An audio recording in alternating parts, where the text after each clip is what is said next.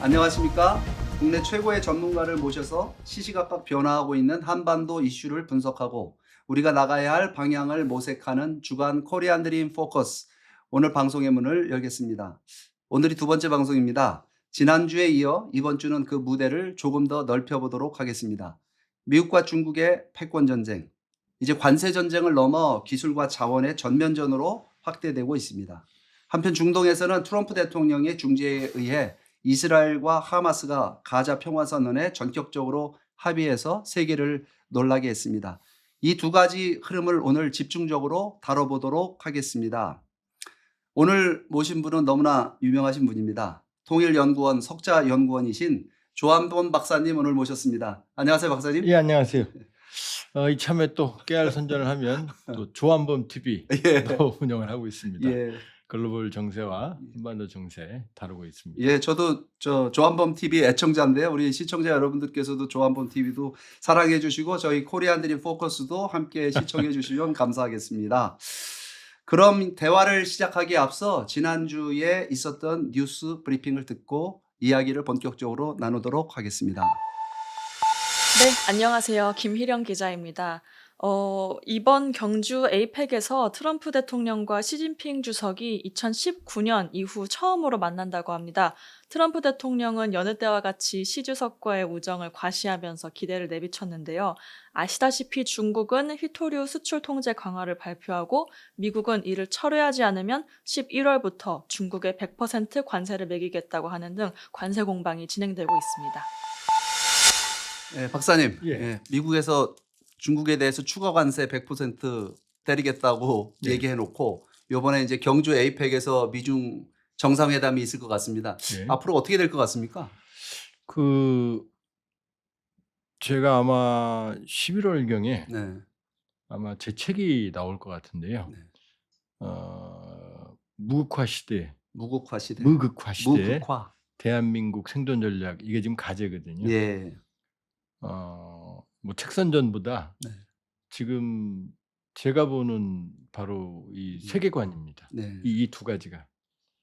그러니까 대한민국을 중심으로 대한민국의 미래, 여기 이제 통일, 경제 발전, 민주화 다 들어 있겠죠. 예.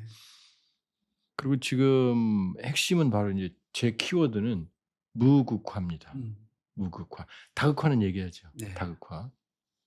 무슨 얘기냐면 냉전 시기에는 미소가 각자 진영을 형성했습니다. 네. 그러면서 진영 논리였어요. 그 두 개의 진영이 존재했습니다. 그러면은 이게 어떤 의미가 있냐면 둘은 각자 세계관에 살았거든요. 그러니까 이제 저는 이거 범죄의 질서 유지라고 그러는데, 범죄의 질서 유지. 예, 범죄 질서라고 보는데, 조폭들이 뭐 캄보디아 조폭들 뭐 난리 났잖아요. 네. 그 조폭들이 있는 지역은 범죄의 질서가 유지가 됩니다. 그러니까 잡범들이 존재할 수가 없어요. 그렇죠. 그러니까 일본 야쿠자들 있는 지역, 나와바리라고 그러죠. 일본 말로. 그쪽에는 잡범들은 설치 않아요. 이렇게 조직 폭력배만 있는 거죠. 그러니까 냉전 때는 두 조폭, 그러니까 소련과 미국이라는 조폭이 각자의 나와바리의 질서를 지킵니다. 그러니까 전쟁이 없어요. 그러니까 미국은 베트남 전쟁, 그 다음에 소련은 아프간 전쟁, 이 정도입니다. 네. 그런데 이 소련 냉전 시대가 끝나면, 그 극단적인 대립 시대가 끝나면 평화가 와야 되는데, 그러니까 소련이 무너지니까 소련 진영에 이제 잡범들이 설치기 시작합니다. 매일 전쟁이에요. 유고슬라비아 내전, 체첸 1차, 2차, 러시아 조지아 전쟁, 아르메니아 아제르바이잔 전쟁, 그다음에 러시아 우크라이나 전쟁. 이것들이 매일매일 터지는 거예요. 지금 전쟁하고 있잖아요. 그게 뭐냐면 이 누르고 있던 냉전적 질서가 누르고 있던 소련이라는 힘이 스프링이 사라지니까 눌린 스프링들이 터지는 거거든요. 그럼 미국은 미국도 예전 같지 않거든요. 세계 GDP 최대 절반에서 지금 20%, 5%까지 쪼그라들었거든요. 그러니까 트럼피즘은 바로 이 구조적인, 그러니까 미국이 나 옛날 같지 않으니까 나 힘들어. 그렇죠. 내가 왜 남의 전쟁에 돈을 써야 돼? 왜 니들이 내 적자 만들었어? 나 이제 네 돈 가져가야 되겠어? 냉전 때는 아니거든요. 오로지 동맹을 아무리 많은 돈이 들어도 동맹을 보호했거든요. 근데 미국이 이제 최정점에서 내려오는 거죠. 저문은 팍스 아메리카는 석양의 현상이에요. 트럼프처럼. 네. 그러니까 그럼 바이든은 아니야. 바이든은 똑같아요. 바이든은 동맹의 연대를 통해서 미국의 부담을 줄이려고 했던 거고. 네. 그러나 트럼프는 내가 뺏긴 돈을 가져와야 우리가 쓰죠. 요 방식인 거예요. 네. 그러니까 이 관세 전쟁은 단순한 경제 전쟁이 아닌 거죠. 그러니까 미국의 예전 같지 않은 패권을 다시 강화하기 위한 네. 바이든 방식, 트럼프 방식인 거죠. 두 개의 방식이. 그렇죠. 그러니까 이 관세 전쟁은 단순히 그냥 그래 계산해서 영리적으로 이렇게 안 끝나죠. 그러니까 트럼프의 이 관세 전쟁의 끝은 아직 멀다. 아직 멀었다. 예, 단기적으로 끝날 수가 없다. 예. 왜냐하면 미국 제국의 이 상대적 세태 아직도 절대 강자죠. 예. 아직도 전 세계 GDP의 4분의 1을 차지하거든요. 네. 근데 지금 브릭스가 40%거든요. 39%. 그러니까 다극화하거든요. 다극화. 다극화하는 상황에서 문제는 과거에는 두 조폭들이 질서를 지켰는데 지금 소련은 사라졌고 네. 없어요. 예. 러시아는 이미 중진국으로 떨어졌어요. 예. GDP가 우리하고 비슷합니다. 그렇죠. 그다음에 미국은 난 이제 예전 같지 않아. 난 힘을 안 지킬 거야. 그러니까 이 전 세계의 질서를 아무도 안 지켜요. 그래서 유엔 안보리는 이미 끝났잖아요. 네. 미국, 영국, 프랑스, 중국, 러시아가 갈라지니까 안보리는 절대 그 만장일치잖아요. 네. 저 완전히 조폭 조직입니다. 지들 다섯 마음에 들면 사는 거고 네. 마음에 들면 죽는 거거든요. 예. 그러니까 다극화, 무극화, 미국의 상대적 쇠퇴 이게 지금 관세 전쟁의 지금 밑그림이거든요. 네. 근데 그 위만 보잖아요, 우리는. 네. 위만. 그러니까 타결이 될 수가 없죠. 첫째, 미국의 이 가장 큰 라이벌은 지금까지 일본이었어요, 경제적으로. 일본이 1995년에 미국 GDP의 1%까지 따라갑니다. 물론 이제 85년부터 플라자 합의로 이제 일본 경제는 쇠락의 길을 걸어요. 엔고 때문에 거기까지 간 것뿐이거든요. 그렇죠. 예. 그런데 그리고 지금은 일본은 한 15% 정도밖에 안 됩니다. 네. 그러니까 정말로 쪼그라드는 거죠. 그렇죠. 근데 중국은 2021년에 미국 GDP의 76%까지 따라갑니다. 네. 이건 미국 입장에서는 살려줄 수가 없죠. 예. 그러니까 미국은 중국을 반드시 죽여야 되는 거고 네. 이건 트럼프뿐만이 아니에요. 오바마 때부터 시작됩니다. 예. 피보트 아시아 그렇죠. 증시의 적은 예. 중국이거든요. 중국 입장에서는 여기서 쓰러지면 일본을 받잖아요. 네. 여기서 쓰러지면 끝나거든요. 네. 일본은 그나마 민주주의 국가니까 이게 전국은 그 소프트 랜딩이 가능한데 네. 중국은 여기서 무너지면 공산주의, 공산 독재가 이게 몰락하거든요. 그렇죠. 그럼 양쪽이 사생결단을 내야 되는 상황이고 그게 바로 관세 전쟁으로 나오는 예. 거예요. 그렇죠. 그러니까 이게 합의가 되겠습니까? 예. 어쨌든 미중 패권 전쟁이 본격화되게 된 거는 이제 트럼프 1기 때부터 본격화됐지 않습니까? 예. 본격화되고 그다음에 이제 2기 들어서 갖고 굉장히 이제 미국 그 행정부가 아주 강한 팀을 지금 만들어 들어왔잖아요. 이게 모든 그 미국의 대외 정책의 포커스가 거의 뭐 중국 최종적인 그 목표가 이제 중국 타도가 되게 되는데 지금 거기에 이제 맞서서 중국이 들고 나온 카드가 최근에 그 히토류 카드 들고 나왔는데 그 미국하고 중국하고 이런 그 게임이 될까요? 지금 이제 이 싸움은 사자와 호랑이의 싸움이라고 보시면 됩니다. 원래 맹수끼리는 잘 안 싸우거든요. 그렇죠. 왜냐? 예. 양쪽 다 이겨도 치명상이 있거든요. 그러니까 지금 말씀하신 대로 트럼프 1기 때 인도태평양 전략이 처음 나오죠. 예. 원래 인도태평양 전략은 아베가 만든 거였어요. 아베 걸 트럼프가 차용한 거거든요. 근데 그 전에 오바마 때 피보트 아시아 중시가 나오거든요. 예. 뭐냐면 냉전 때는 미국의 안보의 중심은 유럽이었어요. 그렇죠. 근데 소련이 무너지니까 유럽이 안중해졌습니다. 그다음에 셰일 오일 혁명으로 미국이 석유 수출국이 됐어요. 그러니까 중동이 안중해졌어요. 예. 여기서 뺀 병력들을 어디로? 피보트 아시아로 보낸다. 누구 잡으려고? 중국 잡으려고. 중국은 또 부상을 했고 예, 그 시간에. 그게 피보트 아시아입니다. 그리고 리밸런싱. 미국 해외 전력을 재배치한다. 어디로? 아시아로. 그때 오바마 때가 2009년 출범하잖아요. 네. 그때가 중국이 미국 GDP 50%를 넘습니다. 네. 미국은 알았죠, 본능적으로. 음. 이놈들을 내버려두면 큰일 난다라고. 음. 근데 오바마가 못 잡았어요. 음. 왜냐? 리먼 브라더스 파산, 음. 서프라임 모기지. 음. 대공황 이후로 미국이 가장 경제적 충격을 받았거든요. 헤맸어요.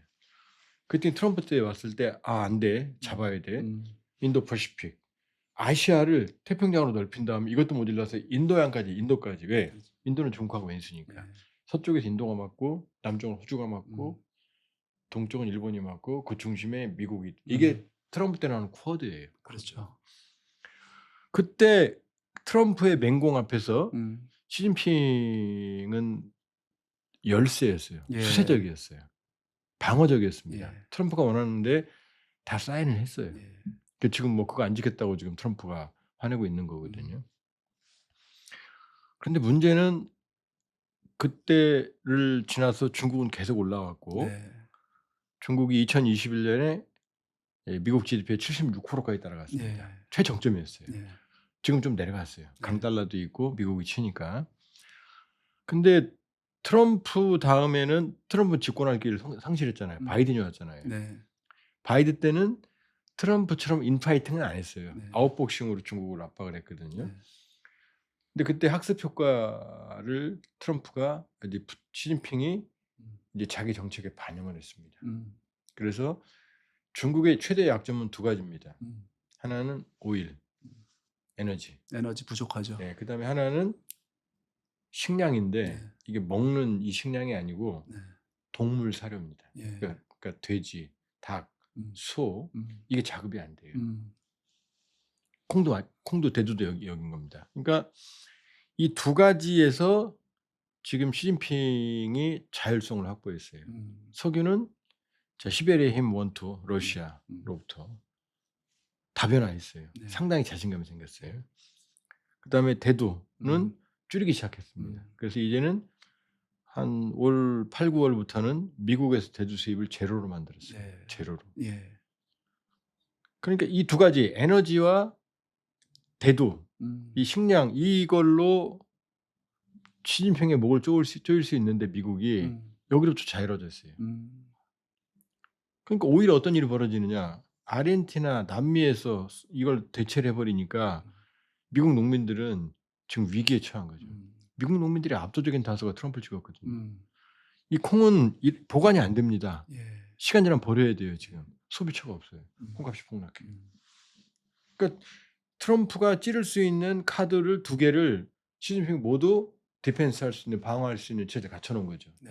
반면 시진핑은 트럼프가 아픈 것을 알고 있었죠. 그중에 그게 대두입니다. 대두를 줄이고 8월 9월부터는 이제 제로로 만들어 버리니까 터지고 있는 거죠. 트럼프는 지금 이 농민들의 아우성, 농민들은 미국 선거의 표심이에요. 그렇죠.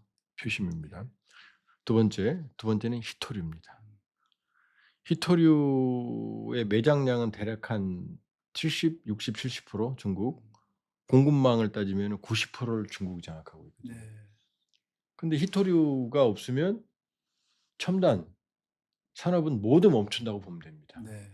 전기자동차, 네. 미국이 자랑한 모든 미사일, 스텔스 전투기, 항공모함까지 다 멈추게 됩니다. 네. 근데 히토류 공급을 카드를 꺼낸 거죠. 나 통제할 거야.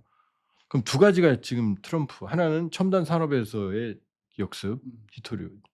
그다음에 농민들. 가장 중요한 지지 기반의 역습. 이 두 가지가 치고 나오는 거죠. 그러니까 지금 가만히 보면 시진핑의 한 말은 미중 무역 전쟁에서 안 나옵니다. 조용히 있습니다. 예. 뭐 한국시보나 아니면 뭐 중국 그 외교 관계나 아니면 언론들 이런 데서 나오는 거지. 시진핑은 거의 한마디도 안 해요. 네. 트럼프 뭐라 그래? 입만 좀 떠들잖아요. 나 카드 있어? 음. 나 무섭지? 근데 좀 이성적으로 해. 합의될 것 같아. 나 시진핑 만날 거야. 2주 안에 만날 거야. 계속 혼자 떠드는 거예요. 블러핑이네요, 계속. 그렇죠. 불안한 거죠. 예. 이미 진 거예요. 이미 지고 있는 거예요. 네. 시진핑은 아무 말도 안 하고 있잖아요. 그러니까 이 최근에 이 캐나다 그러니까 미국 공화당이 제일 존경하는 인물이 레이건이거든요. 네. 로널드 레이건. 로널드 레이건이 사실은 소련을 붕괴시킨 냉전을 끝낸 주역입니다. 사실. 그렇죠. 예, 주역인데 이 공화당이 가장 존경하는 레이건은 관세를 반대했어요. 그래서 캐나다가 레이건의 연설을 편집해서 관세는 망한다. 이걸 내보냈어요. 네. 내보냈더니 트럼프가 지금 화가 나서 트럼프판을 캐나다와의 협상판을 깼거든요. 네. 제가 이 말씀을 왜 드리냐면 처음부터 관세 전쟁은 무모한 전쟁이었다. 중국에게. 네. 물론 대한민국에게도 무모한 전쟁입니다. 네. 유럽에도 무모한 전쟁이고 일본에도 무모한 전쟁이고. 그러니까 이 관세 전쟁 싸움에서 칼자루는 트럼프가 준 게 아니죠. 지금 중국이 지고 있는 거죠. 그렇게 따지면. 그 중국이 이기고 있네요. 지금 이 싸움에서. 현재 그러니까 이 싸움은 어느 한쪽이 압도적으로 못 이깁니다. 네. 압도적으로 못 이겨요. 예. 그러나 일기 때 트럼프가 갑이고 시진핑이 을이었다면 예. 지금 입장이 바뀐 거죠. 예. 시진핑이 갑이고 트럼프가 을인 거죠. 네. 트럼프가 중국의 치명상을 가할 수는 있어요. 네. 그러나 트럼프가 만일에 시진핑의 가슴을 찌른다면 시진핑은 트럼프의 심장을 찌를 거예요. 그럼 양쪽 다 쓰러지죠.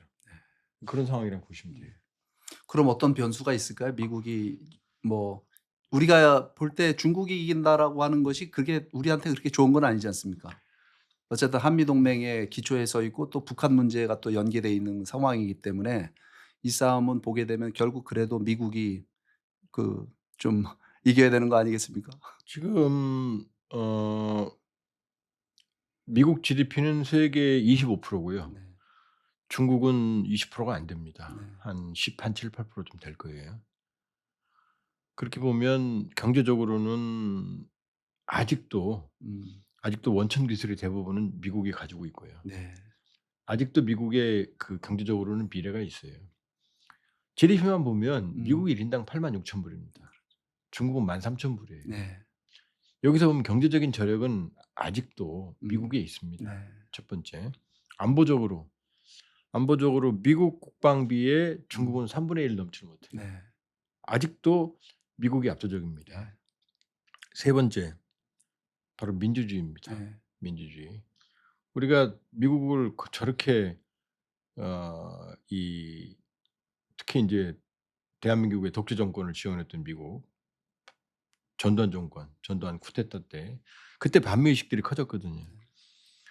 그때 있던 반미 민주화 운동했던 많은 사람들이 결국 유학은 미국으로 갔어요. 그렇죠. 왜냐?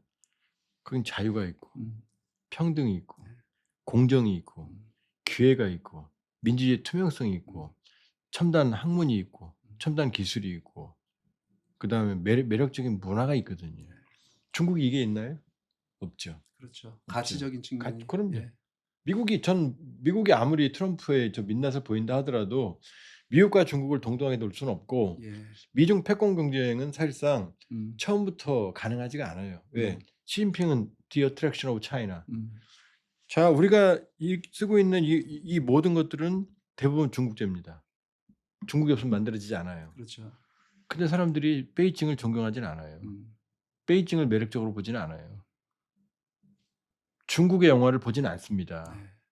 캐대언을 보지. 할리우드를 봤지만 지금 캐대언을 보지. 전 세계가 중국의 장진호를 보지는 않거든요. 그렇죠. 중국 안에서만 보는 거거든요. 그러니까 시진핑이 이번에 4중전에 20일부터 23일까지 했어요. 아주 중요한 중국 정치회의입니다. 시진핑 뭐라고 말하느냐. 중화민족주의 첫 번째. 두 번째 중국 특색 사회주의 그러거든요. 네. 이게 보편화될 수 있겠어요? 안 되죠. 안 되죠. 예. 그러니까 미국이 저렇게 얄밉더라도 미국은 전 세계의 표준을 장악하고 있어요. 네. 트럼프가 그걸 깨고 있으니까 트럼프를 미워하는 거예요, 우리가. 네. 아직은 미국은 살아있거든요. 그러니까 지금 미국이 이긴다, 중국이 진다 이게 아니고 아직도 미국과 중국과는 거리가 있어요. 미국은 내려오고 있지만 아직도 상대적으로는 내려왔지만 압도적인 힘을 가지고 있고 중국은 올라왔지만 벅차요. 네. 이 상황에서 미국과 중국이 싸움이 아니고 트럼프의 무모한 관세 전쟁. 네.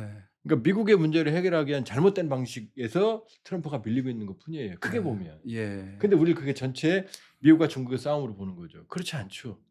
트럼프의 그 관세 전쟁을 어떻게 보면 스트래테지컬한 거보다는 택티컬한 거라고 볼 수도 있지 않을까요? 전술적인. 그러니까 지금 미국 상황 내부를 들여다보면 미국의 재정 적자도 굉장히 심하고 그다음에 미국은 제조업이라든가 이런 게 지금 다 거의 무너지다시피 하니까 어떻게 보면 극약 처방을 지금 쓰고 있다라고 볼 수 있지 않을까요? 극약인데 정말로 쥐약이죠. 왜냐하면 마크롱이 욕먹지만 마크롱처럼 가야 되는 겁니다. 사실은. 왜냐 프랑스도 지금 대책 없거든요. 네. 미국의 재정 적자가 37조 달러거든요. 음. 무역 적자는 거의 한 매년 1조 달러 정도 되는 거고 재정 적자는 거의 매년 2조 달러씩 이자만 1조 달러입니다. 5경이 넘어요. 네. 그럼 왜 이런 일이 벌어졌느냐? 지금 마크롱은 우리가 너무 샴페인, 와인 많이 마시고 바캉스 많이 갔어? 우리 너무 그동안 프랑스는 큰 정부를 지향했거든요. 네. 이걸 좀 줄여야 돼. 그러면 들고 일어나죠. 뭐야, 프랑스 사람들이 여가에 환장하는 사람들 아닙니까? 그것 때문에 살잖아요. 네. 유럽은 그 인간의 뭐라 그럴까 여유, 그 다음에 평화, 그 다음에 이 자유로운 삶 여기에 목숨 걸거든요. 예. 이걸 줄이니까 들고 일어나는 거예요. 네. 뭐 부자들만 돈을 그건 마크롱은 뭐냐면 제가 마크롱 옹호하는 게 아니라 기업을 활성화시키기 위한 조치를 취하는데 이게 보면 부자 감세가 돼버리는 거죠. 예를 들면 그러니까 트럼프는 뭐냐면은 지금 마크롱은 자기들이 내핍을 해야 된다. 우리가 너무 많이 근데 이게 아니에요. 니네들 그냥 써. 내가 삥 뜯어 올게. 이 방식인 거예요 지금. 무슨 말이냐면 트럼프가 이렇게 말하거든요. 우리가 관세를 낮게 매길 때 너네들은 관세를 높게 매겼잖아. 이 도둑놈들아. 근데 이게 무슨 얘기냐. 미국이 관세를 낮게 매긴 이유는 미국은 풍요의 나라입니다. 우리도 지금 그렇게 세상이 바뀌었지만 그 카트에 어마어마한 물건 싸서 사갖고 와서 커다란 벤 차 뒤에다가 쏟아붓고 집에 가서 풋볼 보면서 메이저리그 보면서 마시는 예? 예. 이거거든요. 버드와이저 이거거든요. 그다음에 카우보이 모자 쓰고 휘날리면서 휴가 가고 그 풍요가 어디서 왔느냐? 바로 우리가 60년대 70년대 아침 새벽 6시부터 밤 8시 9시 12시까지 외식도 없고 휴가도 안 가고 뼈 빠지게 일을 한 그 저임 노동력의 물건을 갖다 쓴 거거든요. 무제한적으로 쓴 거거든요. 우리가 만든 거, 중국이 만든 거, 방글라데시가 만든 거. 미국 가보셨죠? 네. 풍요가 넘치잖아요. 네. 풍요로운 소비였거든요. 네. 그런데 미국은 기술력이 있으니까 이 돈 계속 들어오죠. 그런데 이게 제국의 숙명입니다. 해가 지지 않는 나라 영국은 해가 졌죠. 질 수밖에 없어요. 왜? 기술력 때문에 돈이 들어오거든요. 그럼 풍요로운 소비를 해요. 그럼 물가가 올라가요. 인건비가 올라가요. 86,000불까지 올라가요. 그런 이 상황에서 무제한적으로 사다 먹으면서 쌓인 거거든요. 네. 우리는 관세를 왜 매겼느냐. 뼈 빠지게 벌은 돈을 뭘 사 먹으면 안 되잖아요. 그러니까 박정희 정권 때 우리 어릴 때 낭비, 사치 이건 매국노였어요. 양담비 피우면 정말로 이거는 정말로 인간도 아니었어요. 그렇죠. 그다음에 뭐 덮어놓고 쓰다 보면 뭐 거지 된다. 뭐 혼분식하고 강제 저축하고 관세를 높인 이유는 저축을 통해서 투자 자본을 만들기 위해서였거든요. 우리는 안 먹고 안 쓴 거예요. 미국 사람은 먹고 쓴 거고. 근데 기축통화가 있으니까 찍어낸 거죠 계속. 그건 빚이 는 거거든요. 그럼 답은 내핍, 그다음에 소비의 제한, 그다음에 기술 혁신 이렇게 가야 되는 거거든요. 근데 트럼프는 아니잖아요. 부동산 업자니까 거래에서 등을 쳐서 가져오려고 그러는 거예요. 그러니까 머스크가 왜 트럼프와 붙었다 왜 헤어졌느냐? 머스크는 미국의 미래의 상징이거든요. 기술력. 그렇죠. 이 기술력을 그러니까 머스크는 민주당도 처음에 지원했잖아요. 정치를 알아야 돼요. 왜? 기술 혁신을 위해서는 제도가 뒷받침돼야 되거든요. 그러니까 정치권과 힘을 잡아야 되거든요. 아니거든요. 그 트럼프 보니까 있어 보이거든요. 틈을 붙잡았어요. 알고 보니까 뭐예요? 관세를 때려? 이건 하수 중에 하수거든요. crazy 하고 떠나간 거예요. 네. 그러니까 미국의 미래는 머스크 같은 사람들이 이끌고 가야 되는데 트럼프과 같은 200년, 300년 된 거래의 달인, 기술의 달인이 머스크라면 거래의 달인, 협상의 달인이 트럼프거든요. 여기서 끝난 거예요. 지금 협상이 아니에요. 기술이 미래를 결정합니다. 네. 그러니까 머스크가 아니다 싶으니까 미련 없이 떠나잖아요. 아메리카 당을 창당하잖아요. 당을 왜 만들겠어요? 기술력은 정치력과 제도력과 결합을 해야 되는 거거든요. 그러니까 머스크는 상당히 똑똑한 인물인 거죠. 그러니까 머스크 같은 사람들이 많아서 머스크 이러면 우리 조합업 TV 후원 좀 해줘야 되는데 머스크 같은 사람이 미국의 미래가 돼야 돼요. 근데 불행하게도 트럼프가 돼버린 거죠. 네. 박사님 뭐 트럼프 거는 우리가 아직 결론 난 게 아니니까 좀 더 지켜보시죠. 뭐 예. 왜냐하면 이게 뭐 정책의 전환도 중간에 있을 수가 있고 또 그 머릿속에 우리가 다 들어가서 볼 수는 또 없는 거니까. 근데 이제 명확한 건 이제 뭐 제 철학은 그렇습니다. 네. 제 철학은 관세, 네. 레이건도 그랬고요. 관세는 해법이 아닙니다. 이거는 세계 경제를 위축시키는 거고 대공황도 관세 정책에서 출발했습니다. 관세 정책에서. 교훈을 얻었어요, 지금. 근데 그 교훈을 망각하고 있는 거죠. 네. 그러니까 관세 정책은 성공할 수 없고 네. 저는 성공해서도 안 된다고 보는 사람입니다. 이 자유무역을 파괴하는 이 관세 정책은. 그러니까 저는 뭐 이 관세 정책으로 미국이 다시 위대해진다? 그럴 수는 절대로 없겠죠. 생각하지는 않습니다. 예. 예. 저는 약간 이게 좀 전술적인 의미의 행동이 아니겠느냐. 왜냐하면 이렇게 갈 수는 없거든요. 그 뭐 하나의 어떤 일시적인 그 극약 처방이라는 것도 있지 않습니까? 그런 입장에서 좀 관심 갖고 보고 있고 좀 지켜보자라는 관점을 가지고 사실은 이제까지 그럼 봤었고요. 이제 전술적이면 전략적인 해법을 예. 트럼프가 내놔야 되거든요. 그게 뭔지는 좀 그런데 궁금해하고 이제 있습니다. 제가 보기에는 그게 없다. 없다. 그러니까는 잼만 있지 이 카운터 펀치가 지금 없는 상황이고 음. 아무리 트럼프 대통령의 머릿속을 헤아리고 현재까지는 제 그렇죠. 판단으로는 눈빛을 봐도 그러한 자신감은 보이지 않는다. 오히려 준비되지 않은 관세 정책의 혼돈으로 당황해하는 트럼프가 보인다. 네. 저는 그렇게 보는 거죠. 네.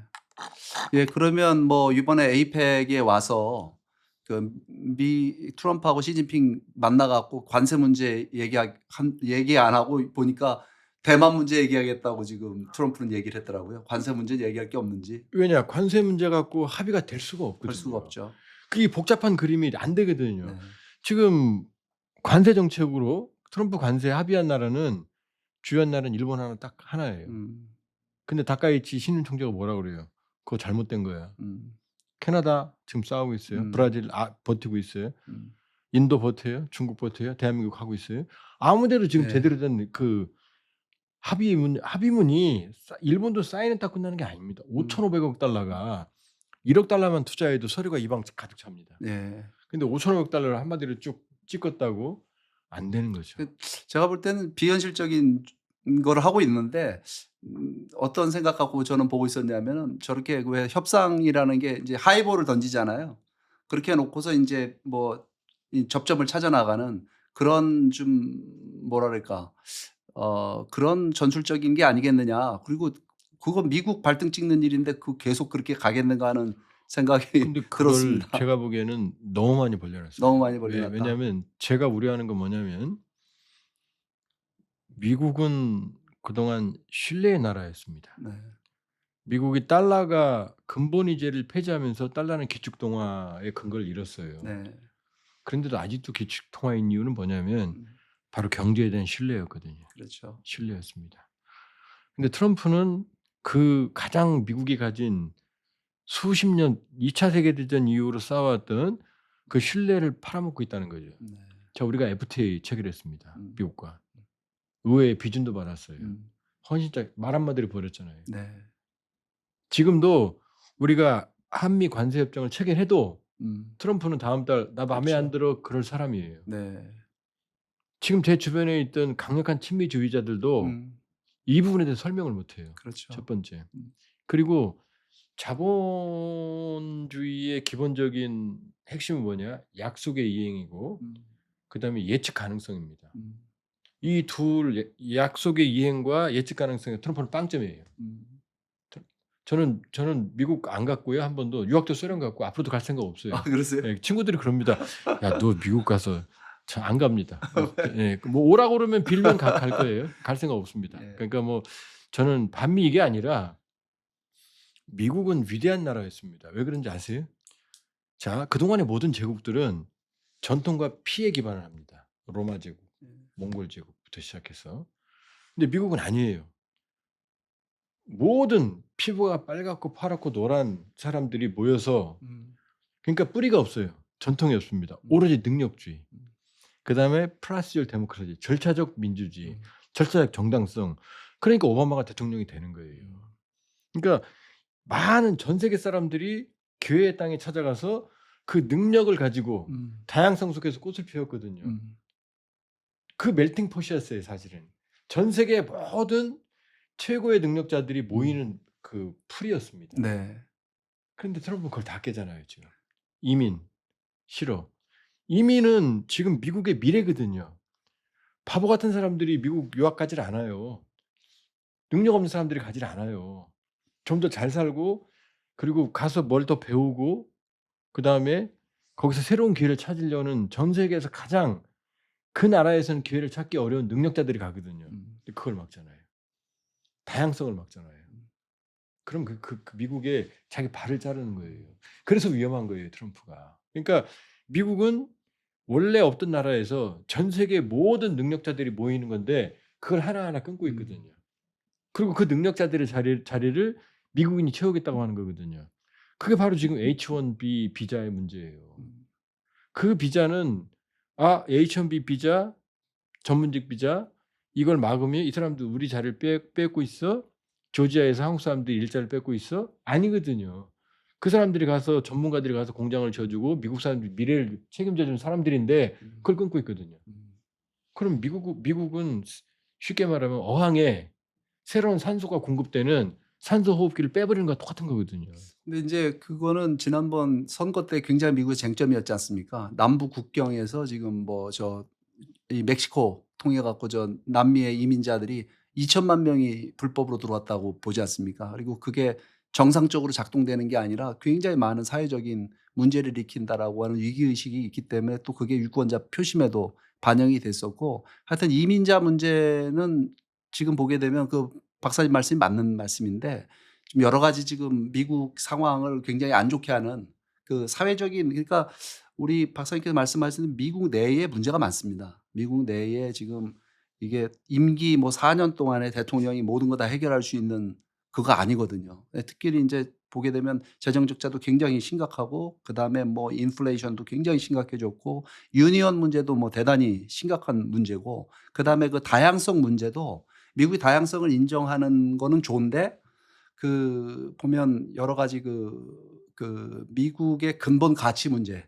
이거를 무너뜨리는 이제 다양성으로 가고 있는 거거든요. 이런 부분들에 대해서 미국의 그 트럼프 지지자들은 그 결국 동성애 문제라든가 마약 문제라든가 이런 거 있지 않습니까? 펜티날 문제 이런 문제들이 미국을 병들게 하고 있다라고 하는 그런 하나의 과거의 그 소위 그 민주당 정책에 대해서 그 DEI를 해가지고 이 정책에 대해서 상당히 그거를 반대하는 사람들이 이번에 트럼프를 적극적으로 그러니까 밀었던 그런 건데 거예요. 민주당의 무능. 네. 민주당의 무능이 트럼피즘을 탄생시킨 배경이거든요. 맞습니다. 자, 문제는 똑같아요. 근데 그래서 정치가 쉬우면 아무나 다 하죠. 네. 예를 들어서 이런 겁니다. 중국은 사형제도가 있거든요. 근데 범죄가 제일 심하잖아요. 사람들이 그러거든요. 우리도 사형제도를 만들면 극형에 처하면 그럼 왜 모든 정부가 다 극형을 처하면은 범죄가 해결될 때 그런 걸 왜 안 하겠어요? 그렇게 간단하지 않거든요. 그런 사형제도를 도입하면 오히려 역사적으로 보면 범죄가 훨씬 잔혹해집니다. 왜냐하면 이제 걸리면 죽거든요. 그러니까 범죄가 훨씬 잔혹해져요. 중국이 보여주잖아요. 가장 극단적인 인권 유린에 해당되는 사형제도를 저렇게 정말로 비인도적인 방식으로 사형까지 하는데 범죄는 천국이거든요. 지금 이 사중전에 있지만 지금 트럼프 시진핑 최측근들도 지금 낙마하는 부정부패의 고리가 사라지지 않잖아요. 그러니까 트럼프는 뭐냐면 미국인이 가진 고민, 딜레마, 아메리카 디지즈, 아메리카의 질병을 적을 만드는 거예요. 지금 이민자들이 우리를 뺏어가고 있어. 그다음에 중국이야 라고 적을 만들어서 그쪽으로 투사를 시키는 거죠. 그러니까 미국의 병은 아주 긴 시간 동안 어렵게 치료를 해야 되는데 그냥 군대를 동원해서 막 잡아들이고 조지아에서 우리 당했잖아요.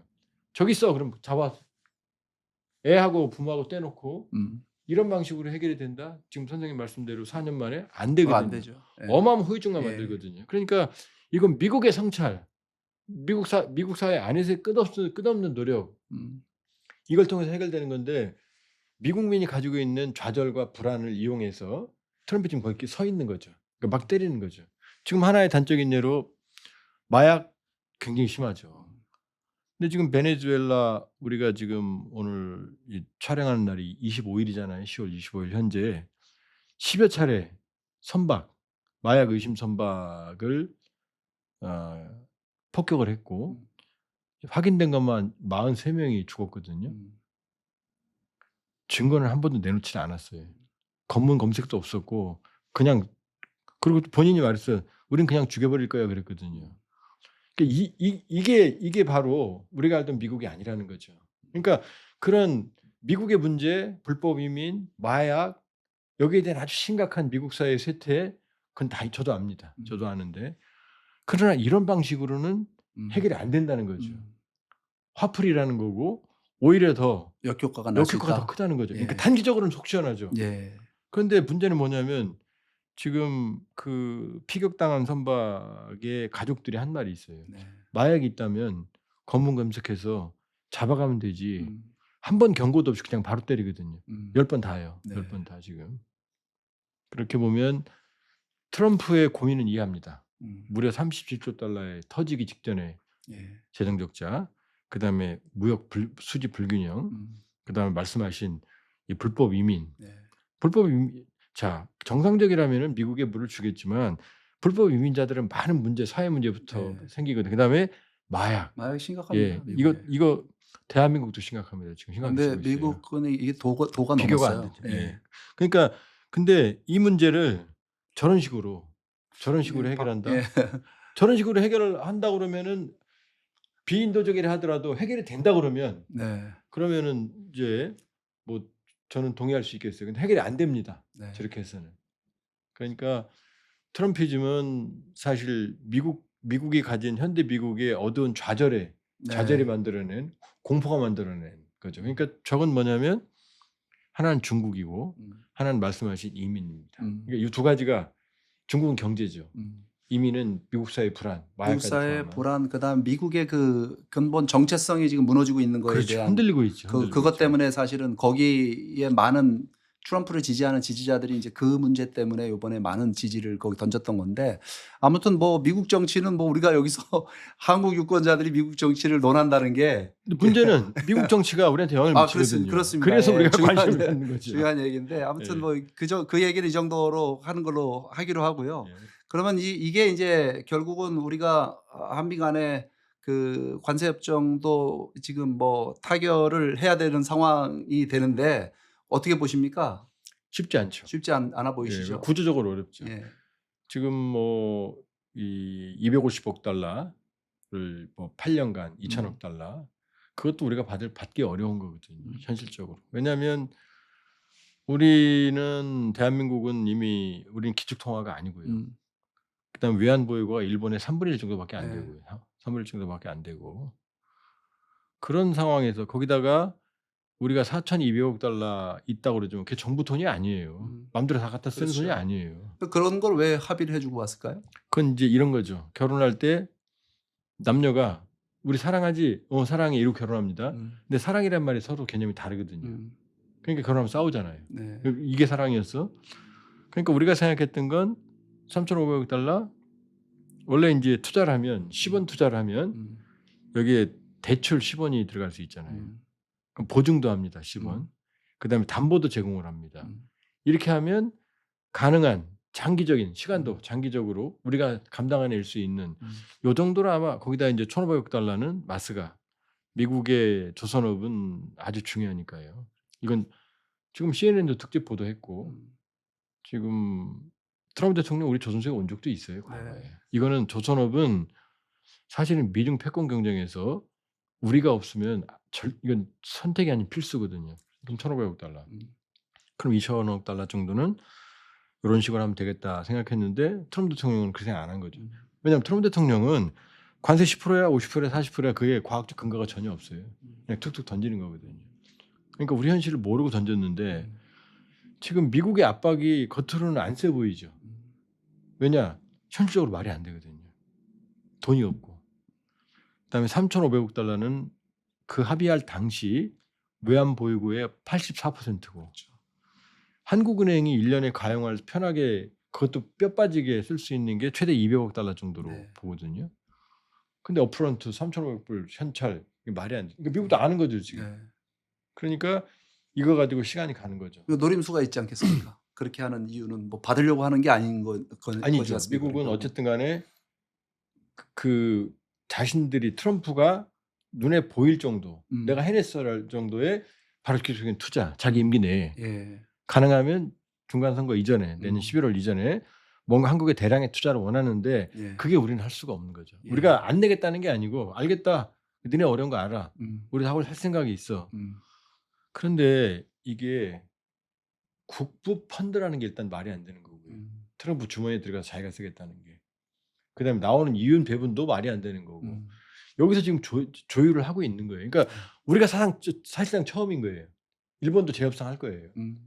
그러니까 지금 미국도 만일에 이것들 봐라 뭐 여유가 있는 것들이 버티는데 이러면 화를 내겠죠. 근데 자기들이 보기에도 처음에 얘기했던 그림이 아니거든요. 그러니까 시간은 걸릴 거다. 네. 시간은 걸릴 거고 지금 미국이 보기에도 최악의 경우 지금 25% 관세에 지금 맞고 있는 거잖아요. 지금 우리도 여유가 있는 건 아니에요. 그런 상황에서 버티고 있는 거기 때문에 우리도 어쩔 수 없는 상황에서 미국과 합의가 가능한 뭔가를 찾아야죠. 찾는 방식인 거죠. 네. 그러니까 찾아지긴 찾아질 거다. 찾아지겠죠. 그러나 예. 시간은 좀 더 걸릴 가능성이 있다. 예. 그러나 미중 간에는 아마 찾기 어려울 거다. 네.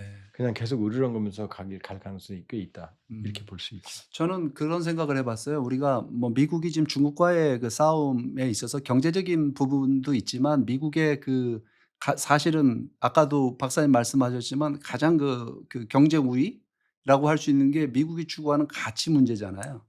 그러면 이 중국과의 싸움에서 궁극적으로 어떻게 보면은 민주주의라든가 이런 가치를 통해 갖고 중국을 이기는 것이 가장 중요한 건 가장 이게 사실은 뭐라고 말씀드릴까 아이디얼하다랄까 이상적이고 또 한편으로 보게 되면 그게 우리의 운명 그러니까 한반도의 통일이라고 하는 그하고 연결시켜 보게 되면 결국은 이와 같은 민주주의의 가치를 중심 삼은 통일이 실현돼야 되지 않습니까?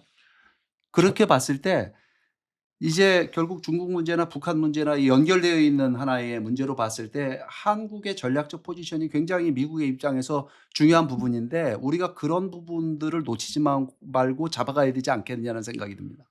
절대 독재는 절대 부패합니다. 그렇죠. 그러니까 중국은 이미 내부적으로 위기가 온 겁니다. 네. 피크 차이나. 예. 이미 중국에서도 힘들어서 중국 업체가 해외로 나갑니다. 네. 13,000불 견디기 어려우니까. 두 번째는 시진핑 독재의 한계입니다. 네. 절대 독재는 절대 부패하기 때문에 중국의 중국은 중국 공산당이 군대를 지배합니다. 그 당중앙 군사에 국가가 지배를 안 해요. 위원이 7명이거든요. 네. 3명이 낙마했어요. 음. 그걸 못 채워요 지금. 이번에 사중전에서 채우질 못했어요. 다수의 중국 군들 이 부정부패를 지금 낙마하고 있거든요. 예. 지금 시진핑은 반부패 캠페인으로 지지를 얻었어요. 네. 1989년天安문 사태 때도 그때 자유와 민주화 이것보다 출발은 관료들의 부정부패였어요. 그게 주요한 원인이었습니다. 왜? 공산당 독재에서 경제 발전이 이루어지니까 이건 반드시 썩어요. 그렇죠. 그러니까 시진핑은 집권하면서 그 독재로 보시라이라든지 저우잉캉이라든지 하는 반대 세력들을 왜 털어서 먼저 하는 놈 없으니까 다. 그리고 자기 독재를 강화했어요. 근데 독재를 강화하면 또 더 썩습니다. 그렇죠. 예. 그러니까 지금 캄보디아 사태 뭐 이런 것도 다 중국의 썩은 정치 시와 연관이 돼 있는 연결돼 거예요. 있죠. 사형시키고 아무리 잡아들여도 이 독재가 만들어 놓은 부정부패고리. 왜냐? 네. 독재는 뭐든지 할 수 있거든요. 네. 범죄를 저지르면 용서해 줄 수도 있고 내가 권력이 바로 돈이니까. 그러니까 시진핑 독재의 한계. 그다음에 세 번째는 이 폴리티컬 맨이라는 립셋이라는 분이 쓴 책이 있습니다. 저는 아주 고전으로 제가 아끼는 책인데 그게 뭐냐면 경제 발전과 민주주의는 상관관계를 맺고 있다는 겁니다. 그러니까 민주주의가 5만 불, 8만 불 쓰는데 독재 체제를 견디지 못한다는 거예요. 그러니까 제 기준으로 보면은 지금으로 보면 전 음. 만불로 보거든요. 네. 1인당 GDP가 만불이 넘어가면 지금 동남아시아 저 엉망인 나라들 보면 GDP가 다 낮아요. 캄보디아 같은 경우. 그러면 그런 낮은 나라들은 부정부패 독재가 유지가 되지만 참아요 사람들이. 네. 먹고 살기 힘드니까. 그러나 중국만 해도 어떡합니까? 음. 여기 중국 사람들 와서 집 사죠. 그게 뭐 중국이 뭐 대한민국 집에 그게 아닙니다. 음. 투자인 동시에 여기서 살고 싶은 거예요. 어느 불확실한 상황에서는. 그러니까 점점 중국인들은 이 상황에서 뭐 위챗을 막아? 인터넷을 막아? 검색을 해? 불만이 커지는 그럼 거죠. 터지는 거죠. 예, 지금 예, 점점점 맞습니다. 시위가 예, 커지고 있잖아요. 예, 자 그렇게 보면 못 막아요. 네. 이번 사정전에는 시진핑의 사인님까지 지금 초석을 놨다고 그러지만 음. 너무나 어수선했어요. 어수선했어요. 그러니까 이 혼돈. 그러니까 중국과 싸우려고 할 필요 없어요. 우리 중국과 싸우려고 할 미국 사회가 계속 가치를 유지하고 건강하면 중국은 자연히 무너집니다. 중국 사람들은 장진호를 보지만 결국은 캐대언을 보게 돼 있다고요. 시간이 지나면. 네. 그리고 그 사람들이 민주주의를 요구한다고요. 네. 독재를 참지 않는다고요. 네. 차이나 피크도 지금 헝다부터 시작해서 경제 위기거든요. 자 부동산 하나가 버블이 돼서 중산층들이 몰락해요. 청년들은 경제 성장률 14억이 어떻게 5%, 6%, 7% 성장합니까? 그건 숙명이거든요. 청년들이 미래가 없어요. 그렇죠. 그럼 과거에는 공산당이 개혁 개방을 했으니까 자 우리가 공산당이 밥은 먹여주네. 지금 14억이 굶지 않는 유일한 시대거든요. 근데 밥을 먹으면 사람들이 한 끼 먹으면 두 끼 먹고 싶고 그렇죠. 두 끼 먹으면 세 끼 먹고 싶고 세 끼 먹으면 하루 놀고 싶고 하루 놀면 휴가 가고 싶고 휴가 다녀오면 이제 명품 사고 싶고 이런 거거든요. 그렇죠. 누르거든요. 독재 네. 계속해서. 그럼 이건 터지죠. 네. 그러니까 저는 민주주의와 독재 싸움에서 중국이 이길 수는 없다. 절대 이길 수 없다. 그런 면에서 볼 때 한국의 통일이 굉장히 중요하다고 저는 생각됩니다. 중요하죠. 그러니까 예. 우리가 한반도 전체가 그야말로 민주주의, 자유와 인권이 보장되는 새로운 국가가 탄생이 되게 되면 그야말로 지금 보게 되면 미국이 하드 파워 말하자면 경제력, 군사력 갖고 지금 중국을 압박을 해 갖고 그걸 무릎 꿇려고 하려는데 박사님 말씀처럼 이건 호랑이하고 사자의 싸움이라 절대 그런 하드 파워로는 미국이 이기지 그럼요. 못합니다. 예. 결국은 가치적인 입장에서 중국을 어떻게 보면 정상적인 하나의 그 개방되고 민주주의가 실현된 나라 만들려면 결국은 한국의 포지션이 뭐냐, 한반도의 통일이 미국이 가져다주는 전략적인 이익이 뭐냐, 이거를 미국이 봐야 된다라고 저는 생각합니다. 그래서 통일이 됐을 때 이 한반도 전역에 그야말로 경제적으로 번영하고 자유와 인권이 보장되는 그런 나라 실현되면 그게 중국에 가져다 주는 영향이라고 하는 건 어마어마할 거라고 봅니다. 저도 오랫동안 통일 운동을 해온 사람이고 네. 비공식적으로는 뭐 더 강한 통일 운동을 해왔습니다만은 저는 이 나라가 공산화될까 두려워하는 사람들을 보면 이해할 수가 없어요. 제 주변에 저 소련에서 유학했거든요. 네. 제가 공산주의 최고 전문가입니다. 제 주변에 공산주의 찬양하는 사람 본 적이 없습니다. 그렇죠. 북한 김정은 좋아하는 사람 본 적이 없어요. 가공된 공포예요. 지금 여기도 통일을 지향하는 쪽이죠. 맞습니다. 저는 이미 통일의 길로 들었었다. 그렇습니다. 왜 그러느냐? 김정은이 뭐라고 말했어요? 우리 통일 안 할 거야? 네, 통일 포기 선언했죠. 같은 민족도 아니야. 네. 이건 자기 할아버지, 아버지의 유언을 부정하는 거거든요. 네. 왜 이럴까요? 무서운 겁니다. 그렇죠. 그러니까 어떻게 해요? 평양 문화보호법, 평양 서울말 시스템 잡아가, 네. 반동사상 문화배격법, 네. 나만 한류 보면 죽여, 처형할 거야. 성경 가지고 있으면 처형해. 그다음에 청년 교양보장법, 맞습니다. 군중신고법 이게 뭐예요? 지금 통일로 가고 있는 거예요. 지금 무서워서 공포 정치하는 그럼요. 거죠. 네. 거대한 나무 밑에 작은 네. 나무가 지금 말라 죽고 가고 있으니 나무를 옮기고 싶은데 맞습니다. 나무가 옮겨집니까? 예. 그러니까 저는 이 안에서 그 포비아, 공산주의 포비아를 만들어서 이 나라가 지금 공산화되고 있다. 제가 공산주의 사는 사람입니다. 이 나라는 너무나 건강한 나라고 젊은이들은 예. 제가 대학에서 32년째 강의를 하고 있는데 94년부터 네. 그 어떤 젊은이도 공산주의를 찬양하거나 김정은을 좋아하지 않아요. 그렇습니다. 근데 자꾸 김정은으로 넘어가고 있다, 북한 넘어가고 있다. 아니에요. 예. 지금 우리가 주도하는 통일로 가고 있어요. 네. 지금 북한 주민들은 김정은을 이해하지 못해요. 네. 김일성이 유명한 통일 명제가 있거든요. 네. 우리가 통일을 하자면 그가 힘이 있으면 힘으로, 지식이 있으면 지식이, 돈으로 조국 대당의 원칙에 나서야 됩니다. 그것까지 부셔버렸거든요. 네. 김정은 하나가 되는 게 아니에요. 거대한 힘을. 북한 사람도 우리 과거에 북한 사람들 보면 우리보다 통일에 대한 열망이 더 컸어요. 네. 더 컸습니다. 무서웠습니다, 사실은. 음. 술 한잔 먹고 그러면 눈 부릅뜨고 그러면은 어휴 뭐 이랬거든요. 근데 김정은이 지금 통일 안 하겠다고 그러잖아요. 북한 쪽은 누구도 받아들이지 않아요. 네. 그러니까 우린 통일을 가고 있고 우린 이미 이겼어요. 네. 우리가 가지고 있는 자유, 민주주의, 그다음에 경제력, 군사력, 문화력 네. 이게 지금 문화력은 세계 1위입니다. 맞아요. 군사력은 세계 5위예요. 네. 경제력은 세계 10위입니다. 네. 민주주의 사람들이 평가가 다를 수는 있지만 세상에 2번의 탄핵을 거친 과정을 거쳐서 평을 유지하는 나라는 제가 뭐 탄핵에 찬반이 있으니까 그 말은 안 드립니다만 이 충격을 견뎌내는 힘은 전 세계에 존재하지 않아요. 네. 그러면 통일은 가는 겁니다. 맞습니다. 가는 거고 대한민국의 기본 질서에 입각한 통일로 가고 있는 거고 그날은 오는 거고 그날이 온다면 이제 이 미국으로서는 지금 오바마가 그랬잖아요. 미국이 제일 자랑스러워하는 게 대한민국입니다. 자기들이 도와줘서 그렇죠. 자기들의 스탠다드를 이식해서 가장 성공하고 자기들 상투를 잡으려고 하는 나라가 된다. 사실은 미국은 우리를 IMBU가 아니라 자랑스러워야 돼요. 예, 그렇죠. 예. 위대한 나라가 된 거예요. 예. 우리가 위대한 나라가 된 상황이라는 것 자체가 예. 이게 통일의 힘입니다. 예. 이거 뭐 사람들 뭐 통일에 대한 뭐 인식이 희박해진다 아니에요. 예. 통일로 가고 있고.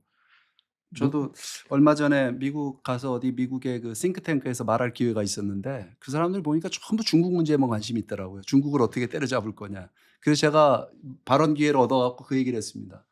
중국을 요리하는데 그 중국을 하드 파워 가지고서 요리한다는 생각하지 말고 한국을 통일시켜갖고 중국 문제를 북한을 변화시켜서 중국을 변화시킬 생각을 해라. 왜냐하면 생각해봐라. 14억이 되는 중국을 어떻게 요리할 거며 그 중국의 그 대응도 미국이 상대하기가 만만치 않지 않느냐. 그럼요. 그런 거 따지고 놓고 보면 그 북한이 훨씬 더 쉬운 상대고 북한을 요리하는 데는 여기 5천만 인구를 갖고 있는 대한민국이 버티고 있기 때문에 함께 한미가 이거 협력하게 되면 이제는 이 분단 체제를 끝을 내고 현상 유지하지 말 생각하지 말고 적극적으로 북한 문제를 해결하기 위해서 미국이 달려들일 때가 지금이다. 왜냐하면 북한 내부의 내구성이 완전히 떨어지고 있지 않습니까? 그럼요. 장마당 네, 세대에서 한류 세대로 지금 변하고 있는데 예, 정확합니다. 단지 여기에 지금 카탈리스트가 필요합니다. 뭐냐면 촉매제가 필요한데 그건 뭐냐면 비전입니다. 통일에 대한 비전. 근데 문제가 뭐 어디에 있냐면 남한 사회가 통일에 대한 비전이 없어요. 여론조사를 해도 지금 통일을 반대하는 여론이 더 크게 나올 정도로 지금 이렇게 된 거는 이거는 정부에도 크게 책임이 있고요. 또 특별히 우리 시민사회에도 이 문제가 있다라고 저는 봅니다. 네. 그거는 저는 그걸 통일에 대한 병식이라고 보거든요. 그 분단은 병이거든요. 네. 우리가 이제 아픈 환자예요. 예. 근데 지금 대부분의 사람들이 분단된 상태에 태어났잖아요. 네. 그러니까 아픈 상태로 태어나니까 이게 병인 줄 몰라요. 네. 그러니까 사람들이 지금 병이다. 우리가 왜 대륙인데 이 배와 비행기로 해외 나가야 되지? 네. 왜 세계 주요 수출국인 우리가 대륙으로는 철도는 컨테이너 트럭은 못 쓰지? 네. 우리가 왜 20대 청년들이 모병제가 아니라 이 아쉬운 밤 흐뭇한 밤 이 이병 전야를 부르면서 가야 되지? 왜 우리가 세계 최고의 민주주의 문화를 가진 나라가 좌우로 극도의 증오를 해야 되지? 사회 갈등이 왜 이렇게 높지? 왜 전 세계 매력적인 캐리어는 나라가 왜 이혼율이 OECD 최고고 자살률이 최고고 갈등 지수가 최고고 왜 출산율이 최저지? 네. 왜 슬픈 성공이지? 이게 다 분단 분단 때문이거든요. 때문입니다. 네, 그러니까 맞습니다. 지금 우리가 잘못한 건 지금 박근혜 대통령이 통일 대박론 그 양반이 말 잘한 거예요. 근데 그건 실패한 거예요. 왜냐? 통일은 로또라고 그랬거든요. 그렇게 말하면 안 되거든요. 노력해서 만들어야 아니죠. 제 말씀은 그건 맞는 말인데 뭐냐면 통일은 분단은 병이다. 병을 치료해 행복해진다. 네. 이렇게 했어야 되거든요. 네. 로또 복권 사든 안 사든 네. 상관없거든요. 그러니까 지금 젊은이들이 왜 이 위대한 나라에서 자살하고 이혼하고 결혼하면 애 안 낳고 이유가 뭐예요? 살기 힘들거든요. 맞아요. 경쟁, 압박. 그 원인을 찾아가면 거기 분단이 있거든요. 맞습니다. 그러면 그 분단을 해소하면 우리는 한 번 더 뛰거든요. 근데 그 비전을 사람들이 아휴 힘들어 죽겠는데 뭐 세금 또 내? 지금 또 퍼줘야 돼? 아유 그거 독일 보니까 힘들던데? 자 독일 통일했을 때 10년간은 유럽의 병자라고 그랬어요. 희망이 없는 줄 알았어요. 지금 유럽의 주인은 누구예요? 독일이잖아요. 독일이죠. 네. 인구 8천만의 거대한 나라가 이 세계적인 이 위상의 국가가 8천만이 된다고 생각해 보세요. 그럼 중국 변화는 시간 문제입니다. 맞습니다. 중국과 우리 사이에 북한이라는 네. 스펀지가 있고 음. 중국보다 더 못한 북한이 있는 거니까 네. 이런 거지. 지금 문화는 모기장이 아닙니다. 네. 모기가 아니라 물이기 때문에 모기장을 아무리 쳐도 흘러 들어가요. 맞습니다. 중국 사람들이 저 중국 특색의 사회주의를 보겠습니까? 네. 캐대언을 보지. 네. 중국이 뭘 팔아먹습니까? 아직도 삼국지 팔아먹잖아요. 네. 공자 팔아먹잖아요. 아직도. 네. 왜? 지금 현대에 맞는 그런 컨텐츠가 없거든요. 맞습니다. 우린 팔잖아요. 캐대언이 그런 거예요. 네. 현대화 시켰잖아요. 지금. 예.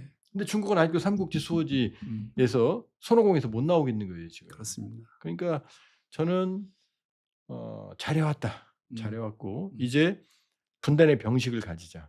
그리고 좀 더 큰 코리안 드림을 가지자. 저희가 주장하는 게 코리안 네. 드림입니다.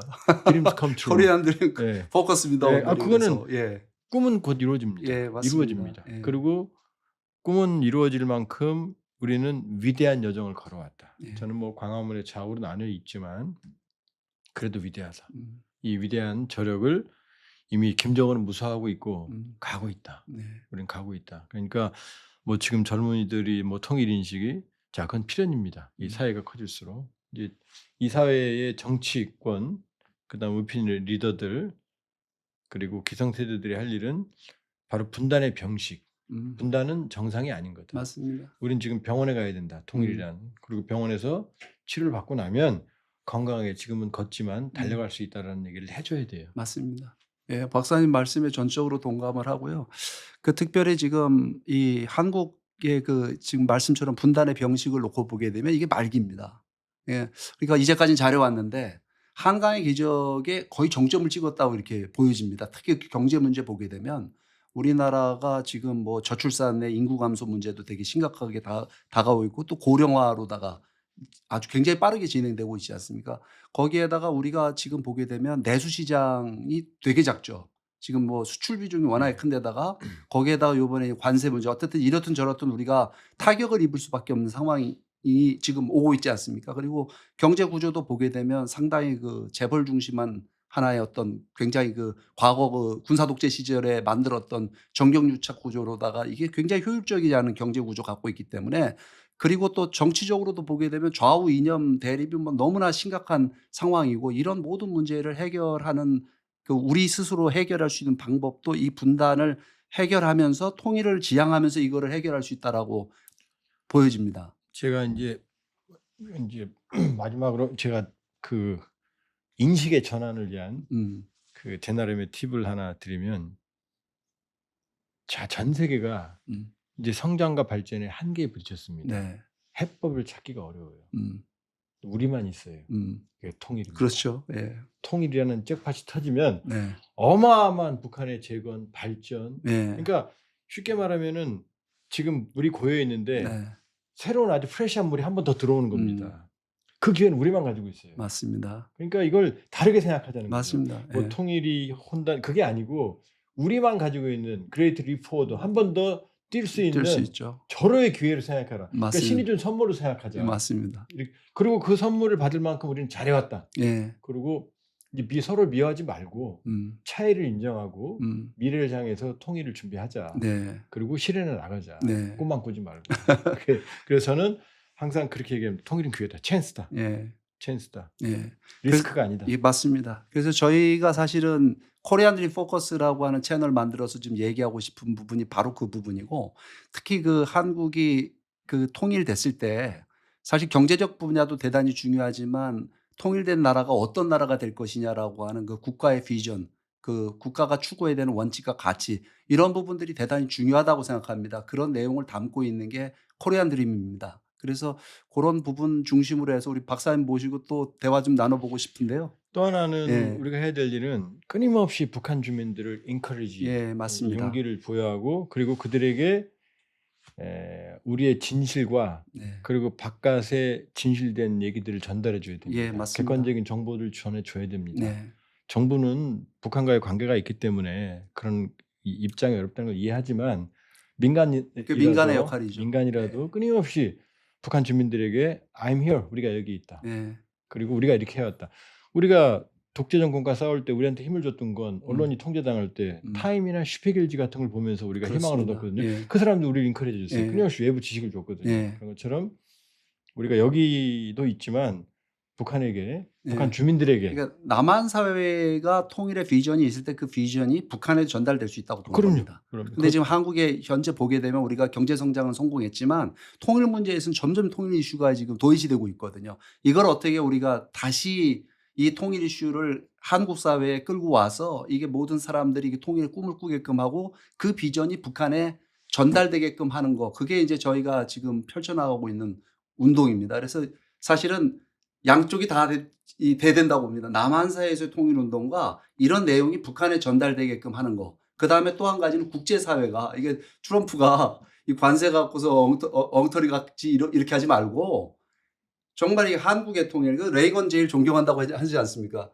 레이건 대통령의 그 대소련 압박 정책의 그 결과 동서독이 통일되는 그 뭐 만들어내지 않습니까? 그 87년도에 예. 미스터 고르바초프 이 장벽을 허무시하는 연설을 하고 결국은 이게 그냥 해픈스탠스, 그냥 우연히 벌어진 게 아니라 동서독 통일이라는 것이 미국의 당시 정책에 의해 갖고 결국 동서독 통일, 동유럽의 어떤 해방, 그 다음에 소련의 해체까지 벌어지는 냉전 정식을 가져왔듯이, 만약에 트럼프가 정말 그 레이건 대통령 존경하고 그런 대외 정책을 쓰고 싶다고 한다면 이 중국의 변화를 직접 상대하기보다는 한반도를 거쳐서 중국 문제를 해결하려고 하는 그런 방향으로 가면 어떻겠냐. 그런 입장에서 보면 한국을 저 관세 갖고 못 살게 굴어 한국 경제 망가뜨리는 건 바보 같은 짓이 아니에요. 트럼프가 만일에 레이건 대통령과 같은 도덕적 자질과 전략을 가지고 있다면 제가 그동안 트럼프 비난한 거 다 취소하겠습니다.